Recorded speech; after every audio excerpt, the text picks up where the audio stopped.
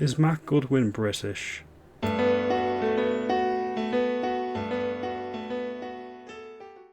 Good afternoon. I hope everyone's well today. Thank you for watching. It is appreciated. Consider liking and subscribing if you like the video.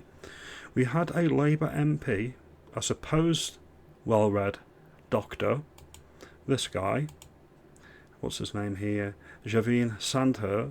He's gone out and he's attacked Matt Goodwin. He's saying that Matt Goodwin isn't really British. And why isn't he British? Because he points out statistical facts. He points out that England or Britain will be a minority in their own homeland by 2063. Some people question his sincerity, some question whether he's genuine or not. I'm not here to make that point either way. What I am here to argue is that this guy who thinks that putting up the Union Jack or the Cross of St. George is wrong in Operation Raise the Colours because it makes people feel uncomfortable, that's the problem. The flag behind me, the flag right here, that shouldn't annoy anybody, and if it does annoy people, they'll be using it for a reason that's not a football game. That's the problem. This person, just so we know, he was born in Britain, I think it was 1990, to Indian Sikh parents, and he's from the Punjab province of India. Now, if it goes wrong in Britain, I'm sure you'll be able to emigrate back to whence he came. I'm sure he would be able to do that, and I'm sure he would do that. It bugs me when you get people of different ethnic diasporas that are not native to these islands telling me what being British is or what being English is. It bothers me. It's like me rocking up in India, getting citizenship, and then 50 years later saying, well, your idea of what being Indian is it's not really true. It's fake. It's a fake history. We're going to give you this new history, and if you don't like it, you're a racist. Anyway, we're going to get into the video now. So I'm going to play the video now. The thing about Matt Goodwin is he's not very British. The same actually goes to Tommy Robinson, who's just endorsed him. Tommy Robinson would class himself as a civ-nat, not an ethno-nat, and I think Matt Goodwin would describe himself as a civ-nat as well, not an ethno-nat. Now, Matt Goodwin, like a lot of people, has pointed out that white British people will be a ethnic minority, but I think the number is 20,063. Is this racist, or is this just spitting facts? This is the thing. And let's just continue. Let's see what else he says now. Matt thinks you can't really be British unless you're one, white, and two, you have the right great-grandparents. Now, Goodwin's definition means that Winston Churchill isn't really British, and I don't think Churchill would like that very much. Okay. He brings up Winston Churchill because he's a war hero and a lot of people think he's the greatest Briton that ever lived. This is lazy. Okay? Winston Churchill, like many people, had faults. Winston Churchill, maternal great-grandparents were American, of European ancestry and originally European stock, i.e. white European, like me. What he's trying to conflate here is a few different things, and he tries to confuse people. Don't be confused. Don't fall for it. This is pure gaslighting. But it's about a lot more than that. Goodwin doesn't get our British values, our history, our culture. Britain is and has always been made up of different communities that come together. Different communities that come together that were similar. The Act of Union between Scotland and England in 1707 is, in my view, a successful example of multiculturalism. The people were the same religion, they were the same skin colour, they were similar in culture. That's how multiculturalism can work when the identities are similar. He goes on to conflate things in a moment or two, which is very, very instructive. Dozens of different accents. Yeah, I've got a northern accent, and someone down in London, if you see a few cockneys down there, might have a different accent. That doesn't mean we're not both British, doesn't mean we're not both English. Again, Ouija's up in Glasgow, they're British just like me, and so are the Geordies. Don't be stupid. You say Bath in London and Bath up in Loughborough. When different migrant communities came from across the Irish Sea, from India. Don't do that. Don't do that. Alright, my great-grandparents from my mother's side came over from Southern Ireland before the partition. They are from this place and of these islands, just like me. That is different than the Windrush generation who were afforded British citizenship in 1948. These are two very different things. This is what they'll do on the left. They'll throw things out quickly. Sounds convincing enough until you interrogate it and it falls down on the slightest scrutiny. I would say people who are in the United Kingdom of Irish descent before the partition are as British as anybody else. More British than you. From across the world, in fact, what was a former empire, those different communities came together to forge one British nation. Again, that was done without democratic consent. Nobody voted for it. You're here on the indulgence of the elite class, the ruling class at the time. That's not my fault and that's not my problem. And you get to try to dictate to me what you think a British person is. No, I don't buy that at all. I really don't buy that at all. We can all cheer on the football team, even if we don't look exactly the same. But Goodwin doesn't get that. I don't get that either, to be honest, alright? I'm not saying that every single person in Britain who is not white isn't British. Of course, that's stupid. But you're trying to conflate, again, different things here. People, since 1997, have never consented to mass migration. I think it's over 10 million people since 1997, if not, it's close to that figure. That is different than tens of thousands pre-1997. That was completely different ballpark and kettle of fish. What you're trying to say is, if I've got a problem with mass migration, then the problem is me. No, the policy is the problem, and policies come and go, and policies change. He doesn't understand our historic values either. When you say historic values, do you mean the David Cameron British values that were brought in 2011? Are these the historic... Well, I suppose they are historic. It was 15 years ago. Is this what you're referring to? Of standing together, of treating each other well, of not giving up.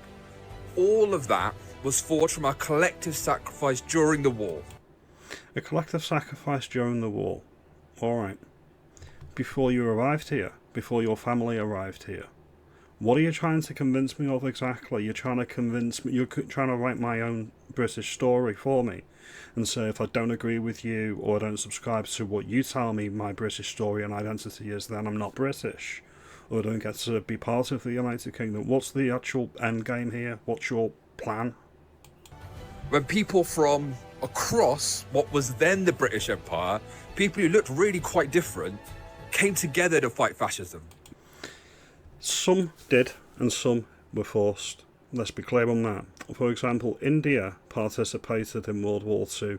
They did not have independence. They were in the British Empire.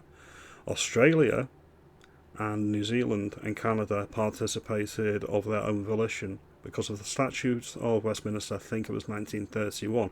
They had autonomy from Britain. They decided, they elected to do that.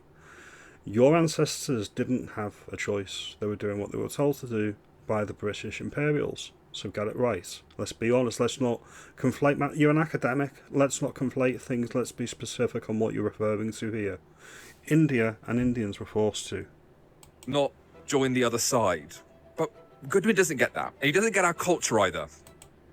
What he's saying is that if you don't subscribe to his post-war consensus that allowed him citizenship into the United Kingdom, if you disagree with that, if you disagree with the fact there was no democratic mandate for it, and the British people by and large didn't consent to it, if you've got a problem with that, if you've got a problem with democracy ruling by vote, if you've got a problem with it being imposed on high, you're the problem, and you're on the same side as the mid-century Germans.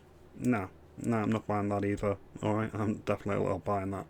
When we take the piss out of each other down the pub. Or, if you're from Pakistani and Indian heritage, Muslim and Hindu, you fight each other in public on the streets of Leicester. This happened a few years ago, so I'll play this clip now.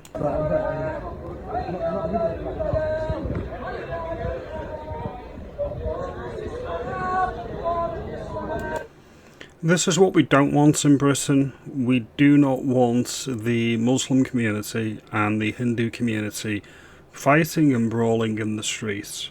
I think this may have been over a cricket game in Leicester, Pakistan against India, if memory serves. This is what we don't want. This is sectarian politics and sectarian clashes on the streets of Britain. This, in my view, is one of the reasons the British Raj actually partitioned India into Muslim, Pakistan, and Hindu, India, before we left, because we recognised that there was going to be sectarian conflict, and that's what we did. So no, we don't want this in Britain. This isn't welcome in Britain, in my view. A quiet cup of tea, queuing politely, watching Strictly, all of that, our culture evolves and changes through time. It changes exponentially when you invite the entire universe to live in Britain when the British people voted against it. This is my specific point. You can make the culture argument, you can make the race argument, you can make the British for the Britons argument. You can make these arguments, England for the English. Okay, that's fine. Make those arguments. I can make it purely on the case of nobody voted for it. Nobody wants it. Repeatedly, time and time again, people vote against it. And what happens? Your party and the Tories did it anyway. Let's be very, very clear on these things. But Matt doesn't get any of this. He thinks Britishness is something that's coded into our genes.